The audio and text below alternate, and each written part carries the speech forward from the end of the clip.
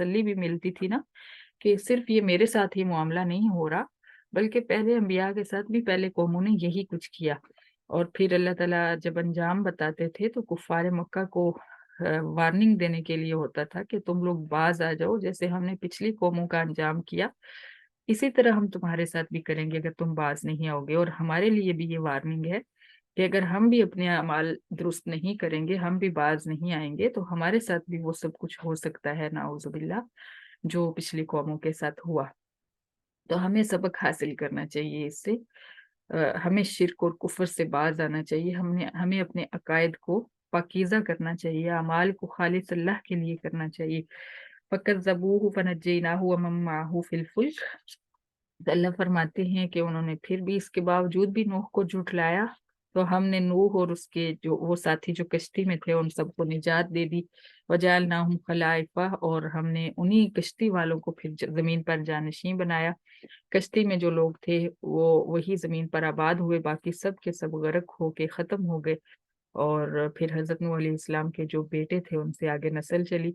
और ये सारे जो जमीन पे इंसान जितने आजकल मौजूद हैं ये सब नूह अलैहिस्सलाम की औलाद है। इसलिए हजरत नूह अलैहिस्सलाम को आदम सानी भी कहते हैं, यानी दूसरा आदम आदम। क्योंकि पहले हजरत आदम अलैहिस्सलाम जो थे उनसे पूरी इंसानियत जो थी वो वजूद में आई, और फिर उसके बाद हजरत नूह अलैहिस्सलाम के बेटों और उन चंद साथियों के अलावा सब के सब गर्क हो गए। और मुफस्सिरीन ने लिखा है कि जो बाकी साथी थे कश्ती के अंदर उनकी औलादें जो हैं वो नहीं हो सकी, नहीं फैल सकी, जमीन में नहीं पैदा हो सकी, या जो भी हुआ उनकी नस्ल नहीं बढ़ी। लेकिन हजरत नूह अलैहिस्सलाम के जो बेटे थे उनकी औलाद से ही आगे पूरी दुनिया में जितने इंसान हैं वो सारे फैले जमीन के अंदर। व अगरकना अल्लज़ीना कज़्ज़बू बिआयातिना, और जिन्होंने हमारी आयत को झुटलाया हमने उनको गर्क कर दिया। फांजुर कैफ़ कान आक़िबतुल मुनज़रीन, तो तू देख के जिनको डराया गया था उनका अंजाम कैसा हुआ। हम अल्लाह की पनाह में आते हैं ऐसे अंजाम से। अल्लाह हमें अपना फर्मा बरदार बना के रखे।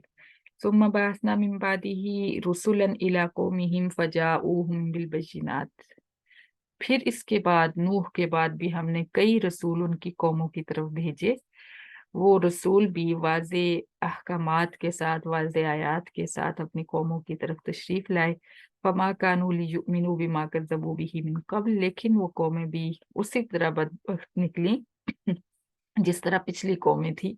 उन्होंने भी झुटलाया, जो पहले एक बार झुटला चुके थे। अ, यानी एक बार इसका मतलब ये है कि एक बार झुटलाया, एक दफा जैसे इंसान बात सुनता है ना तो कुछ लोगों की आदत होती है बात सुनते ही नफी कर देना, नहीं नहीं है ये ठीक नहीं है।